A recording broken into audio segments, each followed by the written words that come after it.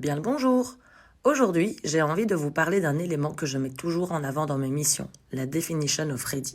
La Definition of Ready, également appelée DOR, est utilisée dans la gestion de projets agiles. Elle n'est pas reprise dans la théorie de Scrum, mais je la valorise dans mes missions en tant que bonne pratique. La Definition of Ready est une checklist d'éléments attendus en amont d'une user story pour qu'elle puisse être embarquée dans un sprint futur. Selon moi, il y a de réels intérêts à mettre en pratique l'utilisation d'une Definition of Ready. Les voici brièvement. Clarté et compréhension commune. En définissant une DOR, l'équipe s'assure que tout le monde a une compréhension commune de ce qui est attendu d'une user story ou d'une tâche. Cela réduit l'ambiguïté et les erreurs d'interprétation. Amélioration de la planification. Une DOR facilite la planification du sprint en permettant à l'équipe de sélectionner des éléments bien définis, ce qui réduit le risque de modification du scope ou de malentendus en cours de sprint.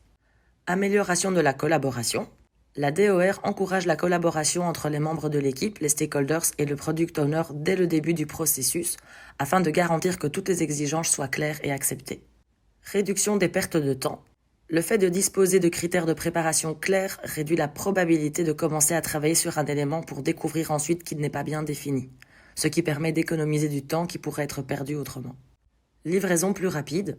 Lorsque les éléments de travail sont bien définis et prêts, l'équipe peut se concentrer sur leur mise en œuvre plutôt que de passer du temps à clarifier leurs exigences en cours de sprint. Cela peut conduire à une livraison plus rapide de la valeur. Meilleure qualité. Une DOR peut inclure des critères relatifs aux tests, ce qui garantit que l'équipe commence à travailler sur des éléments qui peuvent être testés et qui peuvent être livrés avec une qualité élevée. Réduction des travaux en cours, work in progress. Les éléments qui ne sont pas prêts selon le cahier des charges ne sont pas intégrés dans le sprint, ce qui réduit le risque de surcharger l'équipe avec trop de travail en cours. Amélioration de la prévisibilité. Avec une DOR claire, l'équipe peut estimer et prévoir avec plus de précision, ce qui améliore la prévisibilité en termes d'engagement de sprint et de planification des versions. Satisfaction des clients. Des articles bien définis et prêts à l'emploi ont plus de chances de répondre aux attentes des clients, ce qui accroît leur satisfaction. Et enfin, réduction du glissement de scope. Les éléments qui répondent à la DOR sont moins susceptibles de changer de manière significative en cours de sprint, ce qui réduit le glissement de scope et son impact négatif sur les calendriers et les budgets. Je dirais donc que la DOR est un outil essentiel dans la gestion de projets agiles. Son utilisation permet de garantir la préparation adéquate des user stories, d'améliorer la qualité, la planification et la productivité tout en minimisant les interruptions et les retards. Elle aide l'équipe à travailler de manière plus efficace et à fournir des résultats de meilleure qualité tout au long du projet.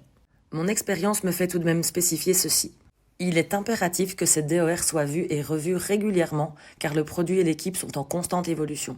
Il est donc nécessaire de s'assurer qu'elle reste bien efficace. L'équipe peut profiter de la rétrospective pour retravailler sa DOR par exemple. Il est tout à fait évident que la DOR perdra tout son sens et le projet risquera de partir en cacahuète s'il y a un manque de rigueur et de suivi de la dite DOR.